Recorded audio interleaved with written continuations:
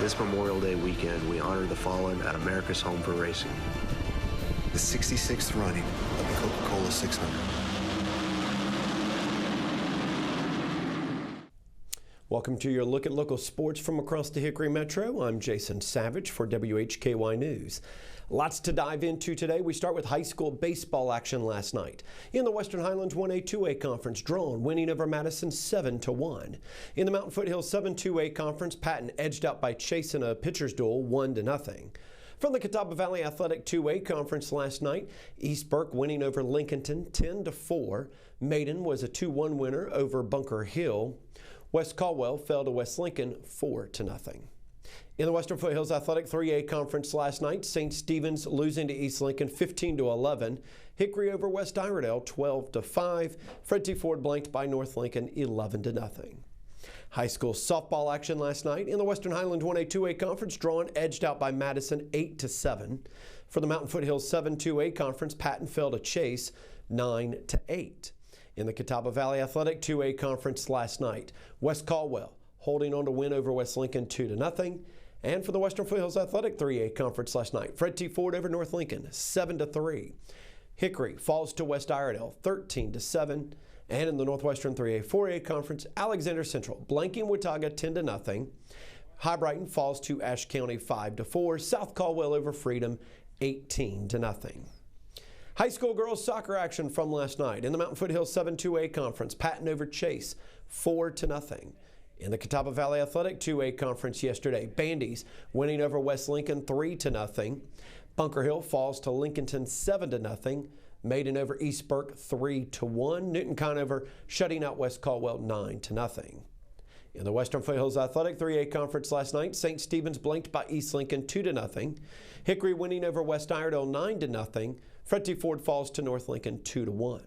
Finally, in the Northwestern 3A 4A conference, Alexander Central defeats South Caldwell 3-0. High Brighton edging out Watauga 2-1. In a top 25 battle, the 16th ranked Lenoir Rhyne baseball team defeated the 23rd ranked Catawba Indians 7-4 in a non-conference matchup at Durham Field yesterday. With the win, though, the Bears are 32-6 overall, and now they will travel to 7th ranked Carson Newman Friday for a huge weekend conference series. These two teams are tied for second place in the South Atlantic Conference standings. Again, single game Friday, doubleheader on the road Saturday at Carson Newman.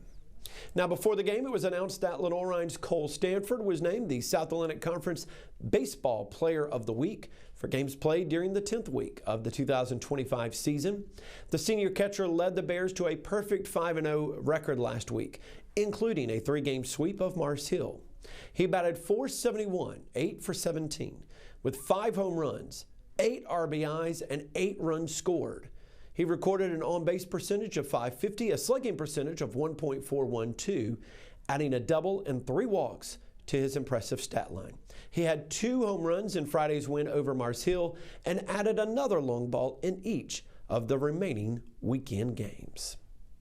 Keeping with Lenoir Rhyne news, but accolades, South Atlantic Conference announcing their Women's Outdoor Track and Field Athletes of the Week for meets contested during the 3rd week of the outdoor season, and Lenoir Rhyne's Sharonda Priester earned the track honor. Priester, a sophomore sprinter, set a school record in the 400 meters with a time of 54.50 seconds at the High Points Vert Class Invite, ranking 7th in all of Division II. She also set a personal best with a time of 24.37 seconds in the 200 meters. Appalachian State's sophomore baseball player, Tyre Figueroa, has been named the Sun Belt Baseball Player of the Week. Figueroa's honor is the 2nd weekly award earned by the App State baseball team this season, after Caleb Marks was named the Pitcher of the Week on March 11th. In 4 games for the Mountaineers last week, Figueroa went 8 for 19 batting, .421, with a double, 3 home runs, 10 RBI, and 5 runs scored. And the Hickory Crawdads played their first Carolina League game at LP Franz Stadium last night. Camden Perry, William Prevette, and Jabril Easley combined to throw a 9-inning no-hitter as Hickory defeated Augusta 6-0. Now, with Ben Hartle handling the catching duties, Perry tossed the first 4 frames for Hickory, striking out 4 batters on the night.